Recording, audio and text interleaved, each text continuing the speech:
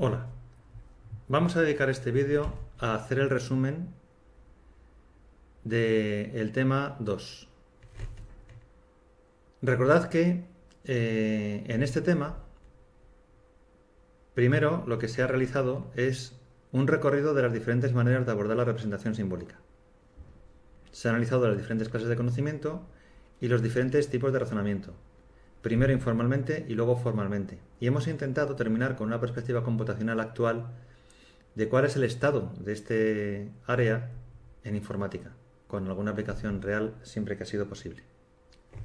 Más en detalle, en las técnicas de representación simbólica, hemos presentado las más conocidas o más extensamente utilizadas desde el inicio del diseño de los sistemas basados en el conocimiento, sistemas expertos. Recordad que hemos visto, entre otras, o fundamentalmente, los marcos, mencionando que venían de redes semánticas. Recordad que habíamos visto un ejemplo sobre el sistema cardiovascular en el que había marcos de clase y marcos de particularización y habíamos mencionado el parecido con la orientación a objetos. Habíamos hablado también de los sistemas basados en reglas, en los que el conocimiento se volcaba en relaciones causa-efecto para poder utilizar reglas de inferencia como el modus ponens o el modus tollens, que implica la existencia de una regla causa-efecto.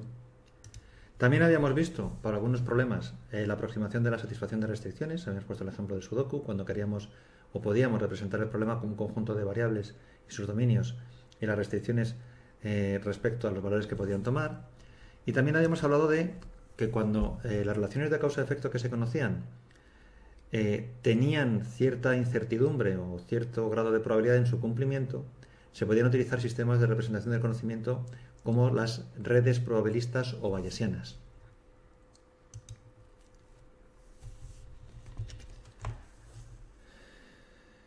Una vez que hemos visto las diferentes maneras de poder representar el conocimiento, también dimos un pequeño repaso o una pequeña comparativa entre las diferencias que hay a la hora de abordar el diseño, desarrollo, implementación y posteriormente puesta en marcha de un sistema basado en el conocimiento respecto al desarrollo de un sistema de software normal. Fundamentalmente habíamos comentado que en los entornos en los que se necesitaban sistemas basados en el conocimiento era más adecuado tener un sistema de prototipos que se refinaban progresivamente, porque esto nos permitía tener siempre un prototipo funcional e ir completándolo a medida que lo contrastábamos con los expertos del dominio y los posibles usuarios. También en este tema hemos analizado los diferentes tipos de razonamiento. Hemos distinguido entre razonamiento informal y formal. En el informal hemos hablado del razonamiento por analogías y la posibilidad de ser víctima de falacias o de argumentaciones engañosas. Y dentro del razonamiento formal hemos distinguido entre probabilista y declarativo, precisamente por la característica que hemos mencionado anteriormente de que hay dominios en los que las relaciones causa-efecto en las que se puede volcar el conocimiento no son 100% cumplidas. Es decir, en el ejemplo que veíamos de medicina, es muy frecuente que un síntoma se pueda corresponder con una causa que sea la más probable, pero no es la única causa. Entonces, hay muchos dominios en los que el conocimiento está acompañado de un grado de certeza, de confianza, de probabilidad de que realmente sea esa la relación causal responsable de la consecuencia.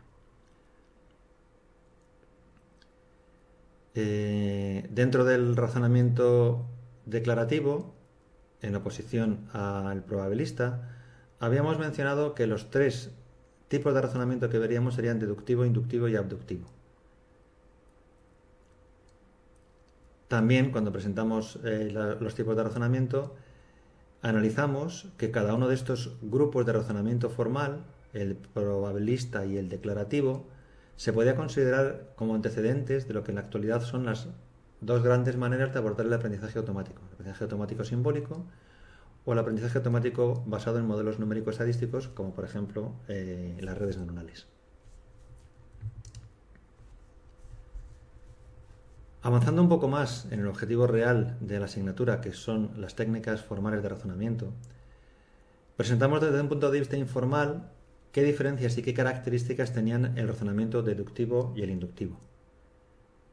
Fundamentalmente, el deductivo extraía consecuencias de validez lógica, pero se tenía la sensación de que eran más constataciones de cosas que se esperaba que se cumplieran que realmente la generación de un nuevo conocimiento que pudiese explicar por qué pasaban ciertos fenómenos.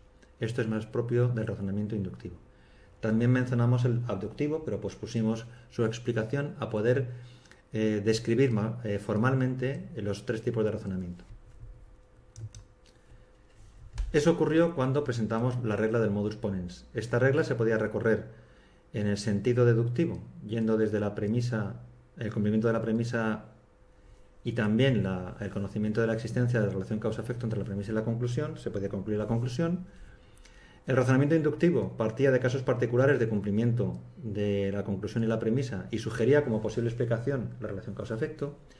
Y el abductivo, partiendo de que se conocía la relación causa-efecto y se conocía el cumplimiento en algunos casos de la conclusión, se sugería que podía también estar pasando o siendo cierta la premisa.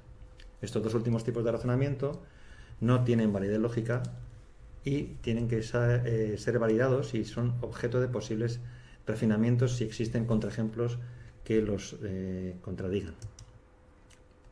Desde el punto de vista computacional, mencionamos que Prolog es un bien conocido sistema de razonamiento deductivo porque es un lenguaje de programación del paradigma de programación lógica que se basa en automatizar la deducción mediante la implementación de un sistema de deducción automático basado en una regla de inferencia. Desde el punto de vista del razonamiento inductivo simbólico, hablamos de Metagol, que es una aproximación a la inducción lógica de programas en lógica de primer orden, y como ilustración de la aproximación abductiva al aprendizaje automático actual, mencionamos un trabajo concreto, Logical Vision, que aportaba una fase abductiva en el procedimiento general de inducción lógica de programas en ámbitos concretos, en este caso de tratamiento de imágenes. Muchas gracias por vuestra atención.